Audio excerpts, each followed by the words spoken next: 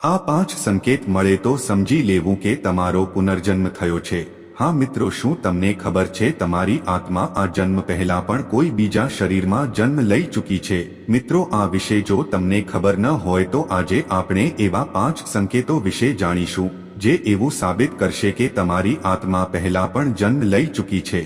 તેમજ મિત્રો, આપણી સાથે ઘણીવાર એવી ઘટનાઓ અને આદતો જોડાયેલી હોય છે જેનું આપણા સામાન્ય જીવન સાથે કોઈ પણ પ્રકારે લેવા દેવા ન હોય। આ સિવાય તમે અને તમારા સાથે જે લોકો રહેતા હોય એ પણ આ વાત પર હેરાન હોય છે કે આવી આદતો આ વ્યક્તિમાં કેમ છે, પરંતુ તે આદતો ઘણીવાર આપણ પૂર્વજન્મ સાથે જોડાયેલી હોય છે। મિત્રો, આત્મા અને પૂર્વજન્મની વાત આજે પણ એક રહસ્ય છે અને ઘણા લોકો આ વાતોને સાચી પણ માને છે તો અમુક લોકો ખોટી પણ માને છે।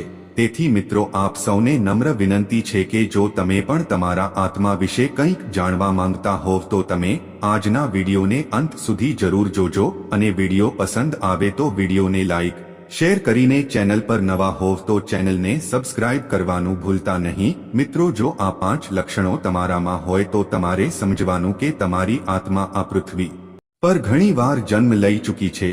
તો મિત્રો, ચાલો જાણીએ તે સંકેતો વિશે। નંબર 1 છે અજાણ્યો ડર। મિત્રો, જો તમને કોઈ વાતથી ખૂબ જ ડર લાગતો હોય પરંતુ આશ્ચર્યજનક રૂપથી તેનો વર્તમાનના જીવન સાથે કોઈ જ સંબંધ ન હોય, જેમ કે ઊંચાઈ, અગ્નિ, પાણીથી ડરતા હોવ, પરંતુ તમારા જીવનમાં આ ત્રણેય વસ્તુઓ સાથે ક્યારે અનબન ન થઈ હોય અને એવી કોઈ ઘટના જ ન બની હોય જેનાથી તમને કોઈ ડર લાગવો જોઈએ અને તેમ છતાં જો તમને ડર લાગતો હોય તો અને જો આવું વારંવાર થતું હોય તો આ લક્ષણ તમને પૂર્વજન્મનો સંકેત આપી રહ્યું હોય છે। નંબર 2, એક જ સપનું વારંવાર આવવું। મિત્રો, જો તમને એક જ સપનું વારંવાર આવતું હોય તો તેનો પણ સંબંધ પૂર્વજન્મ સાથે જોડાયેલો હોય છે, કેમ કે આવા સપનાઓમાં દેખાતા લોકો તમને ઓળખીતા લાગે છે, પરંતુ એ આપણને યાદ નથી આવતું કે તેને આપણે ક્યાં જોયા છે, પરંતુ આપણને એવું જ લાગતું હોય છે કે આપણે જરૂર તેને ક્યાંક તો જોયા છે અને તે લોકો પણ તમારા પૂર્વજન્મ સાથે જોડાયેલા લોકો હોઈ શકે છે। એવું પણ બની શકે છે કે એ લોકો પૂર્વજન્મમાં તમારા સહયોગી પણ રહ્યા હોય। એટલા માટે એવા લોકોના વારંવાર સપના આવતા હોય તો સમજી લેવાનું કે એ લોકો તમારા પૂર્વ જન્મમાં તમારાથી ખૂબ જ નજીકના સંબંધ ધરાવતા હતા। નંબર 3, પહેલી જ મુલાકાત હોય છતાં અજાણ્યું ન લાગે। મિત્રો, તમે કોઈને પહેલી વાર મળી રહ્યા હોવ પરંતુ તમને એવું લાગતું હોય કે તમે તેને ખૂબ જ પહેલેથી જાણો છો।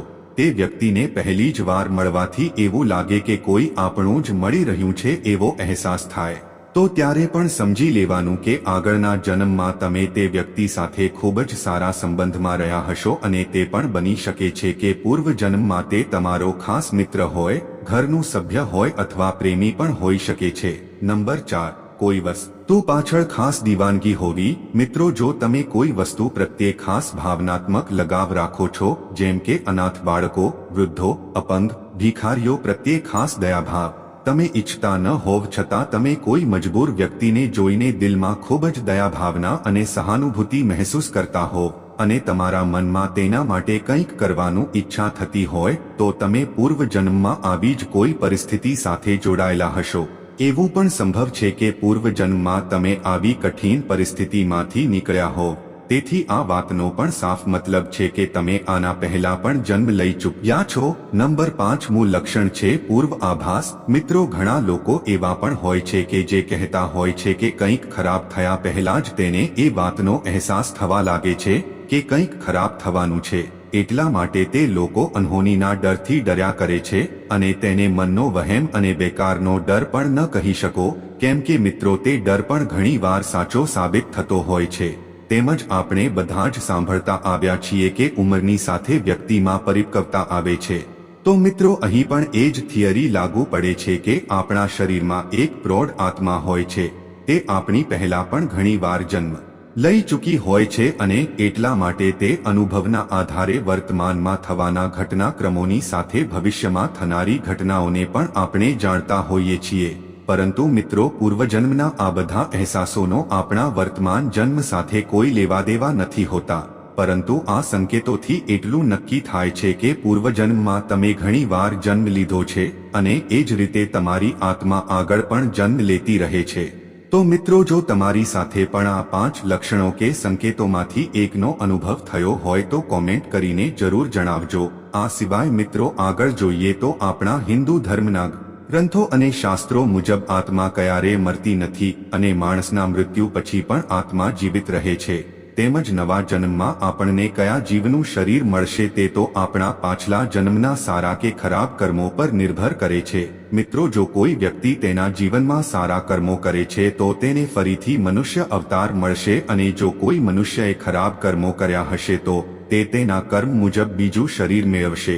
તો મિત્રો, આજના વિડીયોમાં આપણે પૂર્વજન્મના એવા 5 આશ્ચર્યજનક સંકેત કે વાતો વિશે પણ જાણીશું, જે સંકેત કે લક્ષણોથી તમે પણ જાણશો કે વ્યક્તિને પૂર્વજન્મ શા માટે લેવો પડે છે અથવા શા કારણે વ્યક્તિ ફરીથી જન્મ લે છે, જે કદાચ તમે જાણતા નહીં હોય। તો નંબર 1, મોટા ભાગે મનુષ્યના રૂપમાં જ જન્મ લે છે, પરંતુ કેટલીક વાર તે પશુના રૂપમાં પણ જન્મ લે છે, જે તેના કર્મો પર નિર્ભર કરે છે। નંબર 2, જો કોઈ વ્યક્તિ પોતાની ઈચ્છાઓને પૂરી કર્યા વિના જ મરી જાય છે તો તે ભૂત અથવા પ્રેતાત્મા બને છે અને તે વ્યક્તિની આત્મા આ સંસારમાં ભટક્યા કરે છે।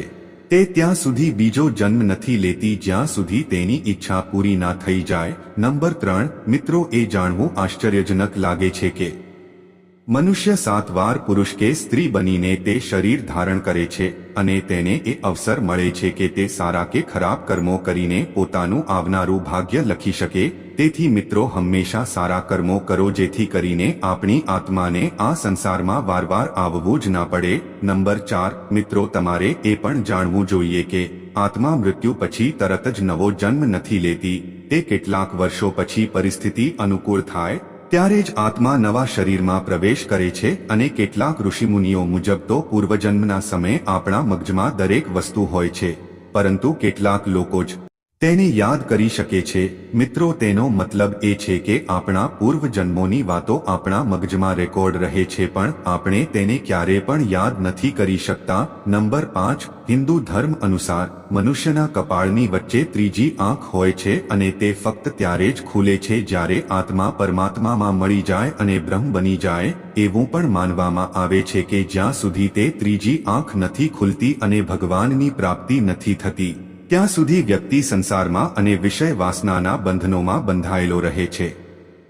તો મિત્રો, આ હતી પુનર્જન્મ વિશે થોડી માહિતી। તો મિત્રો, આશા રાખું છું કે આજના વિડીયો તમને પસંદ આવ્યો હશે। મિત્રો, આજની માહિતી પસંદ આવી હોય તો ચેનલને સબસ્ક્રાઇબ કરી વિડીયોને એક લાઇક કરીને કોમેન્ટમાં હર હર મહાદેવ ચોક્કસથી લખજો। મિત્રો, આજના વિડીયોમાં બસ આટલું જ। ફરી મળીશું એક નવા વિડીયોમાં, ત્યાં સુધી આપ સૌને જય માતાજી, જય કુળદેવીમાં।